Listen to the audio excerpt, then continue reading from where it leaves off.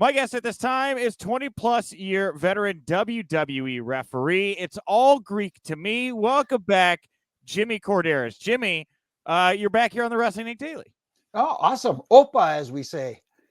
You know, the only thing missing now is a shot of Uzo and some Metaxa or something like that. Uzo. I've had Uzo's like it's like a black licorice taste Yeah. you get there with that Uzo, right? Yeah, definitely. And yeah, it'll hit you quickly too. Let me put it that way. I've been to Greece. I've sat by the Mediterranean Sea and sipped Uzo, and I'd like to go back, Jimmy. It's beautiful there. I haven't been in ages. I'd love to go back and visit the homeland, but we'll get there eventually one day. All right. Well, we'll go from the blue and white to the black and blue of professional wrestling. Yeah, that was nice. That was a decent pivot, I thought. I like it. I like the transition there. I liked it. Yeah. Decent, fair. 6 out of 10. So we had Crown Jewel was this past week, Jimmy. Mm-hmm. And are you surprised by how positive everybody seems to be on Crown Jewel? Very rare for these events to kind of get this energy coming out of them, I feel like. Yeah, a little surprised, but at the same time, I expected something big because, we know very well that regardless of whether you want to call it competition or not, they're getting pushed a little bit now, and I think the WWE needs to show that they can still produce the kind of show that people are going to talk about, and they did a heck of a job. I thought it was an extraordinary event, and the crowd there helped as well because, over here in the US and in North America, I think we're a little bit spoiled, so to speak. They don't get it as often over there. So they were into everything, and as they should have been, because I thought the show excelled. It was really good. Yeah, I agree. I thought it was really well done. The pyro, like they had to have spent $5 million on pyro alone. This Right. thing was beyond a spectacle. And what did you think of the way the tone got set early on? What did you think of this Seth Rollins Edge Hell in a Cell match that opened the pay-per-view up proper? Oh, I thought it was a fantastic match. And again, the two most important matches on the show are how you open and how you close the show. And I thought opening with that match was a good call. After the match was over, it was kind of like, oh my goodness, follow that. Because I thought, again, Edge and Seth Rollins told a great story. They did a lot of big moves inside that cell. We've had, I don't know how many cell matches over the years, but that has to rank let's just say top 3, top 5 cell matches. I think you could have. I mean, I'd have to go back. Now I feel like I have to go back and watch every one of them because, there are cell matches that have great moments, right? Mick falling off, Shane McMahon. Usually somebody falls off it. That's like the big moment, right? The way they used the cell, I loved how all the weapons that were involved kind of made sense, right? Like they didn't have to leave the cell to go drive a truck filled with weapons or anything. For my money, yeah. That top to bottom, beginning to end, may have been the most well-paced Hell in a Cell match of all time. I think there's definitely a case to be made. I think you hit the nail on the head there when you said well-paced, because they took their time with everything. Everything big was registered. They sold everything well. They told a hell of a story. And like you said, every weapon that they used in that cell made sense, especially from Edge's point of view, tables, ladders, chairs. Oh my. Again, both men, hats off to you guys. They nailed it. I thought it was tremendous. And like I said, maybe in the conversation is at least for best cell match of all time, maybe. Sure, and there was another bit of history, obviously, that was made in this match. Fellow WWE referee Jessica Carr became the first woman to ever officiate a match in the Kingdom of Saudi Arabia, and they didn't just pair her off with the women; they had her go officiate the most brutal match, arguably, of the entire show. How do you think Jessica handled the spotlight moment for her? I think she handled it fantastic. She didn't take away from the match, other than the fact that when she was in there for the match, of course, I noticed and went, "Oh my goodness, that's awesome! Good for her." I was happy for her being the in that spot as the first woman to referee in that country, but in Saudi Arabia. But at the same time, I'm a fan of her work because she, although I hate to put it this way. You notice when it's a female referee in the ring, it kind of, you say, hey, look, kind of it's still kind of fresh in a lot of people's minds, but at the same time, she doesn't take away from the match. Right. She's not a distraction at all. So she does a heck of a job, and I'm hats off to her. She's doing great. Yeah, I thought it was great. Definitely caught my attention. It's not just about like, women's representation of wrestling, showing a woman as an authority figure over in Saudi Arabia. I thought that was just a really cool message on its own. So well done. Absolutely agree. So main event time. You got Paul Heyman here throwing the belt in between Brock Lesnar, Roman Reigns.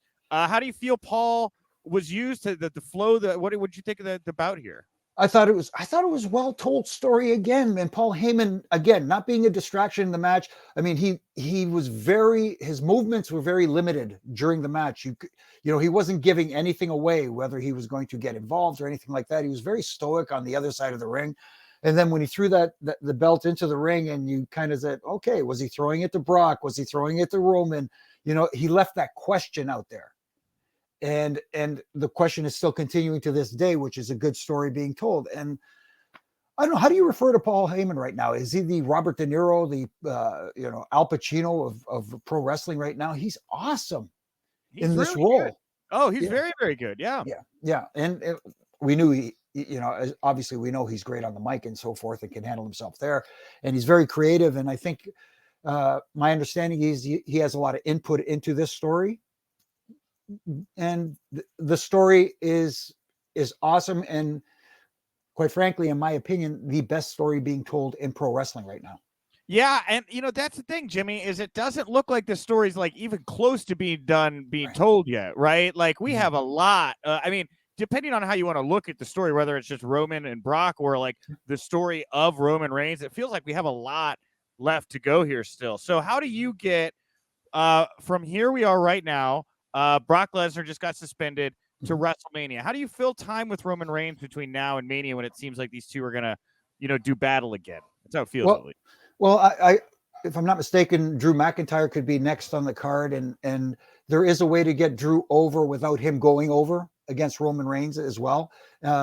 It's kind of, I kind of feel sorry for Drew in some respect, because he was pinned as the guy. Yeah. From last WrestleMania and stuff like that. But at the same time now, maybe it's his time to help. I don't know, how do you elevate Roman Reigns to the next level? I mean, right now he's firing on all cylinders. So using the term elevating Roman Reigns kind of doesn't make sense in this sentence. But at the same time, we want to get to WrestleMania. And is it a rematch against Brock? Is it someone else in the future? I don't know. But bridging the gap for now, there's a few guys there like that. Okay. I just kind of feel bad for Drew. I mean, I guess I shouldn't feel bad for Drew McIntyre, because like the guy had his run, and I'm sure he'll likely have another run in the future, but just got used to heat up Big E. You're talking about him like he could be used to heat up Roman Reigns. He's a heater right now. He's not like the guy like he was a year and a half ago. Yeah. And speaking of that match with Big E, I know, wow, again, what a match. I mean, like, what can you say about it? Two Hosses fighting like that. It felt like a good fight. You know what I mean? Yeah, for sure. And we had another Hoss fight. Now, nobody actually died, which I think was the expectation. Goldberg did let Bobby Lashley live. Thank goodness, right? Yeah. But I mean, I don't know what you thought of this match. I thought it was fun, but it was hard for me to watch Goldberg at some points, because I could tell he kind of tweaked his knee early, and he seemed like he was kind of working through some pain there. And it really just kind of showed, like, I mean, how much left do we have left for Goldberg is kind of one of the questions I had, I guess, coming out of this match. I don't know where you go with him from here. Yeah. Again, he's a special case. He's, an occasional superstar who shows up every once in a while. But at the same time, under the circumstances, I thought he performed admirably. Adding that stipulation where Falls Count Anywhere obviously helped tell that story, and kind of, help Lashley in the process, because now you can go to a finish that actually made sense going off the stage like that and that sort of stuff. But I don't know where you go with someone like a Goldberg at this point. I know he's got apparently got some time left on his contract and some appearances to make, but maybe let's wait till he's 100% before you try anything again. So what about on the flip side here? I mean, it feels like with Bobby Lashley, I don't know exactly where you peg him. I mean, can you put him right back in the title picture? Is there a blood feud that's not Goldberg out there for him? He like McIntyre is also kind of in a weird spot, I feel like right now. Yeah, it's almost like former champs. You have McIntyre and you have Lashley, are, as you referred to him earlier, as the heaters. They're going to be the guys to elevate the next crop. Yeah. And that's how it feels like for Lashley. But Lashley is also, and Drew for that matter, are also guys that, listen, when we want to heat them back up again and put them in that spotlight, they can be the guys easily. And it wouldn't take a whole lot to get them back to where they were. Yeah.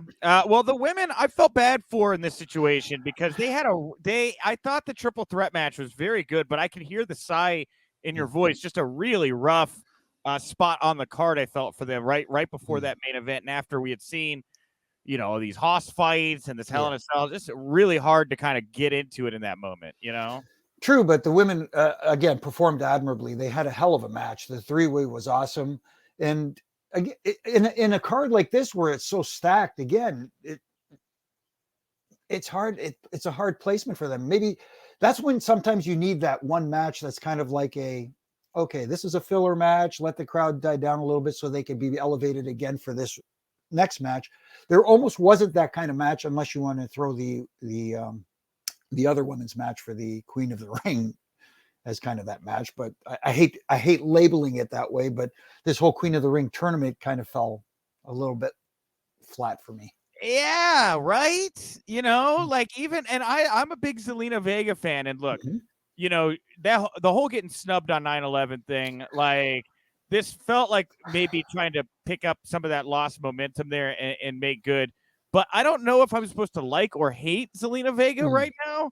Like right. I'm a little in the gray area with her at the moment. And yeah, 20 minutes total for that tournament. What does that say about where WWE views kind of their women's division at the moment, Jimmy? Yeah, and it's surprising because they have a deep stacked roster in the women's division, and the women can go. The women can go. They could actually put on great matches, as we saw in the three-way match. So yeah. I don't get the limited amount of airtime that the tournament got. It makes no sense to me. Do you think they're just pulling back maybe on women's wrestling at the moment for whatever reason? I don't know. I wish I had an answer for you. This is mind-boggling to me because, like I said, I think they have a great, deep women's roster that they could really, shine on television. And, we complain about filling up TV time. You got 3 hours on Monday night. You got 2 hours on Saturday night. Okay, we got to fill this. You got some great women who could fill that time with some great wrestling. Put it out there.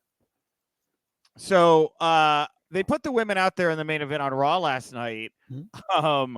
A lot of drama. I should say on Friday night. Feels like last night. Yeah. Friday night they put the women out there main event of SmackDown to do this title exchange. A lot of drama coming out of this as Charlotte threw the title down. Sounds like Sonya Deville wanted to have a fight with her backstage. Becky wanted to fight her. WWE security reportedly escorted Charlotte out of the building. First, how rare is something like that to happen with a top star in WWE? I think in today's day and age, it is a rarity. It was a little more, what's the word I'm looking for? I don't want to say it was frequent back in the day, but stuff like that happened. I mean, like we know about the issues with Shawn and Brett, and there were a couple of times. There was one I was witness to after a match at SmackDown one day between Eddie and Kurt Angle. Got into it backstage before Big Show broke it up, and it got physical. I mean, you know what I mean?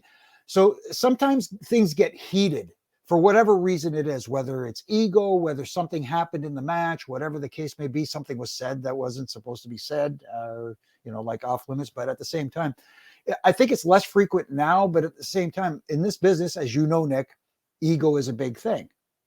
And I think this is my impression. I think this is what took place here. There's a little bit of an ego issue with how this was going to go down. I wasn't a big fan of just swapping the titles in the first place. It was kind of like, yeah, they're just going to switch the blue and the red titles back and forth. It felt lazy to me. Right. But maybe something was said in the back that kind of set things off. I don't know, but apparently, like you said, according to reports, it got intense. And the fact that if I'm not mistaken, I read somewhere that Charlotte kind of snubbed Vince too.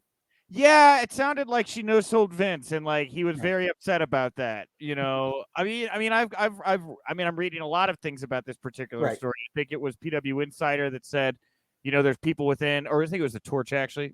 Whatever. Everybody's had something to input on this. That people in her camp are pushing for her to try to get out of her WWE contract to go join Andrade over in AEW land, and so maybe by becoming impossible to work with, I guess, in WWE, maybe that would open the door to her getting out of her what appears to be, deal with many years left still on it, Right. I don't want to say this is a conspiracy theory or anything like that, but I mean anything's a possibility at this point. Is especially difficult. Like we saw Adam Cole leave what was probably going to be a good deal with WWE to go join his other half there in AEW. I don't know. I'm assuming that had a lot to do with his decision making, and who knows with Andrade over at the other kids' table. You know what I mean? Maybe that is incentive for Charlotte to want to go over. And how much does the situation with her dad play into it? Because now he's persona non grata. There's a lot there to digest, and trying to decipher all the little things is going to be hard. You think Rick gets to come back to pro wrestling in some form? I don't know. It's hard to say, but in pro wrestling there is a lot of forgiveness for a lot of things, and especially after that Dark Side of the Ring episode where a lot was revealed there, it hit a lot of people the wrong way. But time heals wounds. I don't know if it'll happen in this case because it seems to be something that's lingering. But at the same time, as someone who was on that flight and didn't witness that stuff, I can't confirm what was said or not. But I'll just leave it at that. Yeah, but you were on that flight, and you feel like Yeah. what was portrayed in the documentary was accurate. Yeah. For the most part, from what I heard, yeah. Like, let me put it to you this way: we were seated at this table. There was a table there, and we were playing cards, and we were right beside the incident with Kurt Hennig and Brock when they slammed into the emergency exit door right opposite us, and that's when I cranked up that seatbelt. Like I didn't know it. I just didn't want to get sucked out at 30,000 feet, but we didn't know that you can't unlock that door unless it's unlocked from the flight deck, the cockpit. Apparently they have to, I don't know, push buttons or levers or whatever is going on. But at the same time, here's two big guys slamming into the side of the plane and at the door. So we don't know what we're thinking. And then there's Dustin grabbing the mic and singing to Terry and ponytails getting cut off. And so what we just sat in Switzerland and just stayed there. You know what I mean? And just said, it's going to be one of those flights. Just stay in your corner. And, we're going to play cards over here. As long as nobody lands on the table, we'll be fine. Yeah, we'll see. But like, okay, you're like another one of those flights. Like, yeah. You look at this, was this like another day? Was this a uniquely bad flight, or were there other flights that were kind of crazy like this that you recall as well? Not as crazy as that. I mean, like, yeah, the guys have fun on the flights and, there's a little bit of sipping of the pop and guys get a little bit rowdy. But for some reason, this one just felt a little more rambunctious than normal. That's all. And that's why I figured best thing to do, just sit in my seat. Let me put it to you this way. This was probably the only overseas flight where I didn't even get up to go to the restroom. Really? Yeah. Wow. I swear I I wasn't moving. I wasn't going anywhere till we landed. Wow. Yeah. That's like a 13-hour flight, something like that? No, it was from the UK, so it wasn't too bad. Yeah. So nine or something, 8, 9. Yeah. No, well, because we were delayed on the ground for a while too. So yeah. Okay. Before taking off. So okay. All right. Yeah. Wow. All right. Well, you survived. I feel like you should get a t-shirt and a hat, right? Something like that. Something like that. Yeah. I survived the plane ride from hell.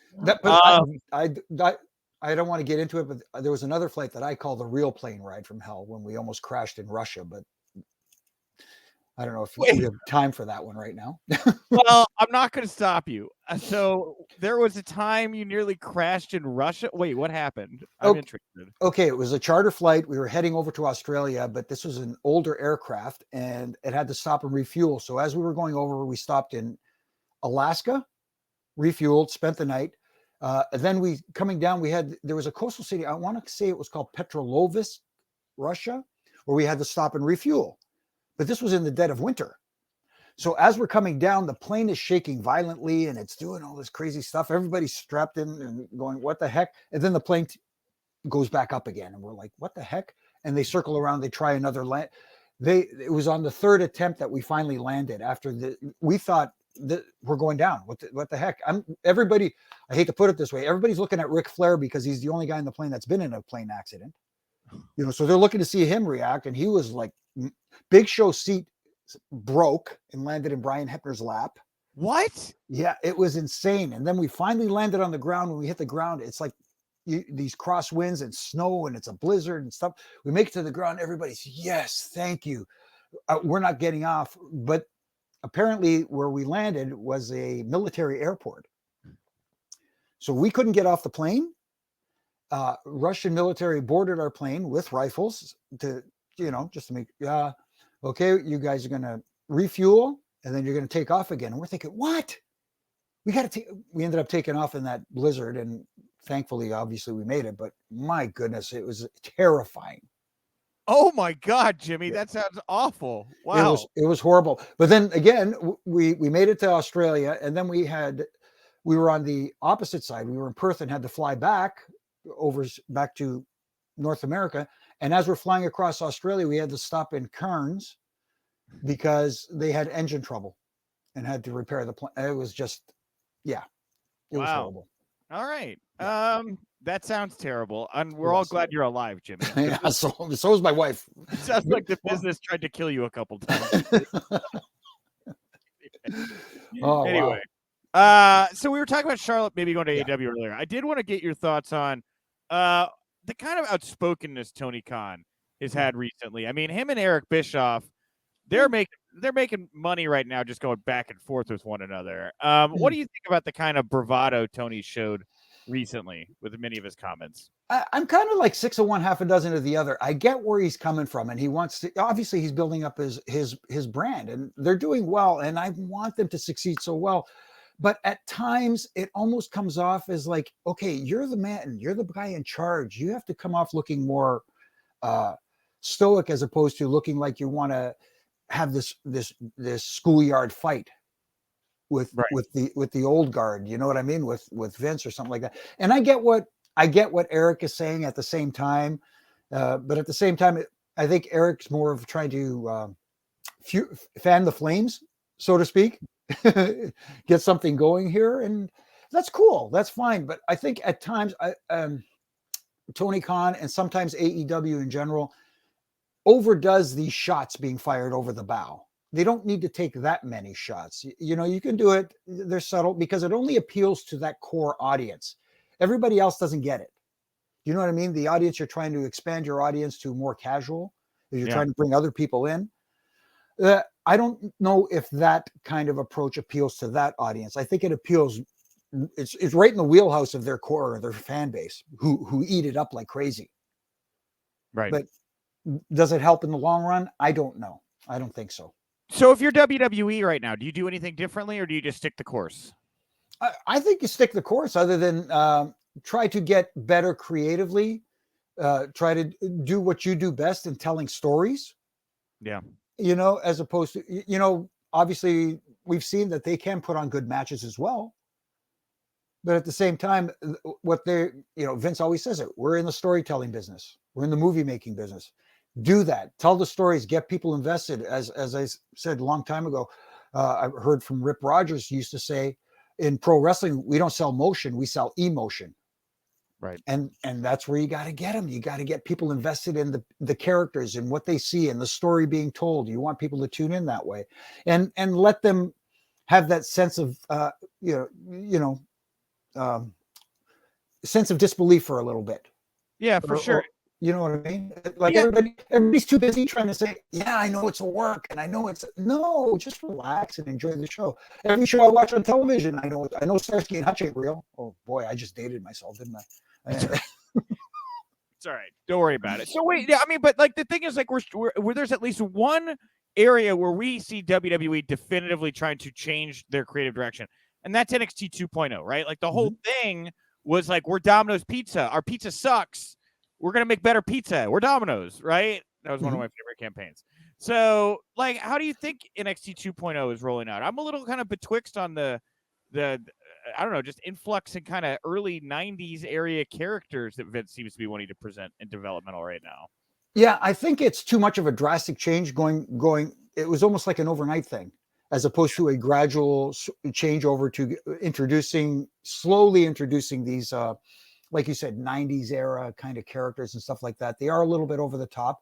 And I get that. Like I always say, trying to mesh old school with new school is tough. Yeah. And it can work if you do it together. Like when I complain sometimes about, there is a place for matches that are like a spot fest, for example. Sure. But like for me personally, I like a match that tells a good story, at the same time. And you can incorporate those huge high spots in the match that tells a great story. But getting back to your point about NXT 2.0, I don't think they needed to go that drastic that quickly. It could have been a slow transition into what they're doing right now, as opposed to, and the introduction of new characters, they did it, I think, well with the Tony D'Angelo. Tony D'Angelo, the mobster. Yeah. Yeah. They had some nice little vignettes introducing him, and you were like, hey, maybe I want to see this guy. And now they're introducing me, as opposed to somebody just popping up. Hey, here's a great new talent. Yeah. Sure. It's a lot of vignettes right now. WWE NXT 2.0, very vignette heavy at the moment. But I understand. All right. Well, lastly here, to kind of put a button on everything to get back to Crown Jewel here real quick. We talked about the Queen's Crown, but we didn't talk about the King of the Ring finals. Xavier Woods getting to live his boyhood dream.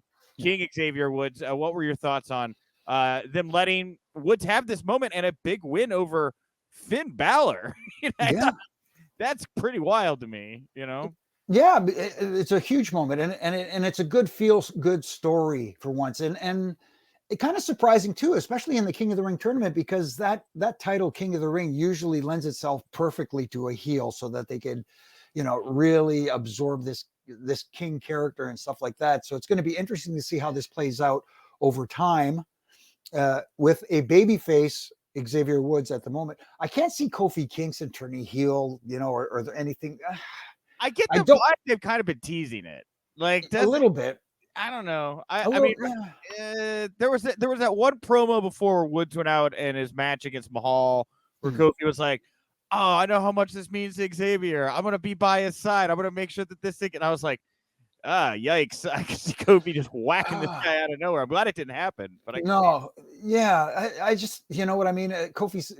But then again, sometimes the best heels are the guys you don't expect to ever become a heel, and it'd be interesting to see how Kofi would react as a heel if he were to turn, because he's the only member of the New Day who does not have a title or a crown or whatever. I don't know that I would turn Kofi. I feel like Woods, I mean, like you said it, right? Like kings are usually better heels, people want to like Kofi. I'm sure he would be a great heel, but we've never really seen like a heel Xavier Woods, and especially you put the crown on him, and he's right. A very big. He becomes very full of himself. Like I could see it. I don't know if people want to see it, but I can see it in my head. Oh yeah. Obviously, taking shots at Kofi for being the only member of the New Day that doesn't have a title, so to speak, and kind of, pushing the buttons there, and I could absolutely see that. I'm just like I was just saying. I brought up Kofi as a heel only because I haven't seen it. Sure. And I'd be curious to see how he would handle a situation like that, just from a personal standpoint. You know what I mean? Yeah.